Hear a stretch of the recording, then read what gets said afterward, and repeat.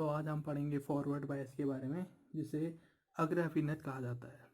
ठीक, बाइसिंग क्या होती है इससे पहले मैं बताता हूँ। बाइसिंग दो प्रकार की होती है, एक फॉरवर्ड बाइसिंग होती है, एक रिवर्स बाइसिंग होती है। फॉरवर्ड बाइसिंग में क्या होता है, पी जंक्शन को, ठीक है, या कहें तो पी टाइप के सेमीकंडक्टर को, जो पी एन डायोड का पी टाइप का टर्मिनल है, उसे पॉजिटिव बैटरी के पॉजिटिव टर्मिनल से जोड़ा जाता है और पीएन डायोड के एन सेमीकंडक्टर को नेगेटिव टर्मिनल से जोड़ा जाता है।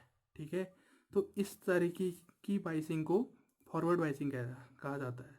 और दूसरी होती है रिवर्स बाइसिंग। रिवर्स बाइसिंग में पी को बैटरी के नेगेटिव टर्मिनल से जोड़ा जाता है और एन को पॉजिटिव टर्मिनल से जोड़ा जाता है। रिवर्स बाइसिंग यानी कि उत्क्रमाभिन्नत मैं अगले वीडियो में बताऊंगा आपको। ठीक, अभी पढ़ते हैं अग्राभिन्नत फॉरवर्ड बाइसिंग।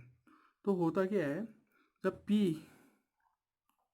पी सेमीकंडक्टर को आप जोड़ते हैं पॉजिटिव टर्मिनल से बैटरी के और एन को नेगेटिव से जोड़ते हैं बैटरी के नेगेटिव टर्मिनल से जोड़ते हैं एन को, तो क्या होता है, ये नेगेटिव चार्ज जुड़ा होता है एन से और एन में जो आपके मेजॉरिटी होती है फ्री इलेक्ट्रॉन्स की, तो ये नेगेटिव चार्ज इलेक्ट्रॉन को रिपेल करता है, नेगेटिव रिपेल करता है। तो नेगेटिव जब इलेक्ट्रॉन को रिपेल करता है तो ये इलेक्ट्रॉन यहाँ मूव कर जाते हैं। ये तो आपको पता ही है, डिफ्लेक्शन लेयर है और ये पोटेंशियल बैरियर है। ठीक है, यानी कि प्लस और माइनस का डिफरेंस को ही पोटेंशियल डिफरेंस कहते हैं और जिसे पोटेंशियल बैरियर के नाम से भी जाना जाता है।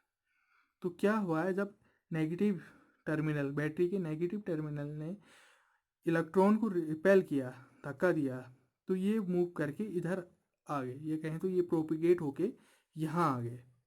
ठीक, तो उसी समय क्या हुआ, जो ये पॉजिटिव टर्मिनल है बैटरी का, उसने क्या किया, यहाँ से यहाँ पहुँचा ये पॉजिटिव, इस पॉजिटिव टर्मिनल ने यहाँ के इलेक्ट्रॉन को, जो आपके नेगेटिव सेक्शन में है, इन इलेक्ट्रॉनों को अपनी ओर अट्रैक्ट किया। पॉजिटिव नेगेटिव को अट्रैक्ट करता है, ये तो आपको पता ही होगा।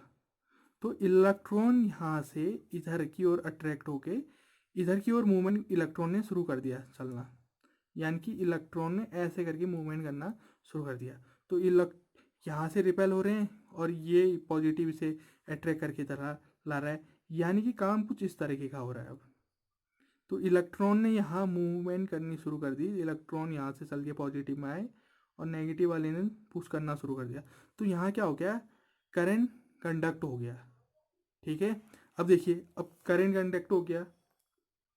अब यहाँ पर को देखिए, ये इलेक्ट्रॉन यहाँ आ रहे हैं, यानी कि ये इलेक्ट्रॉन यहाँ से मूव हो गए, यहाँ आ रहे हैं, तो यहाँ इनकी संख्या घट रही है।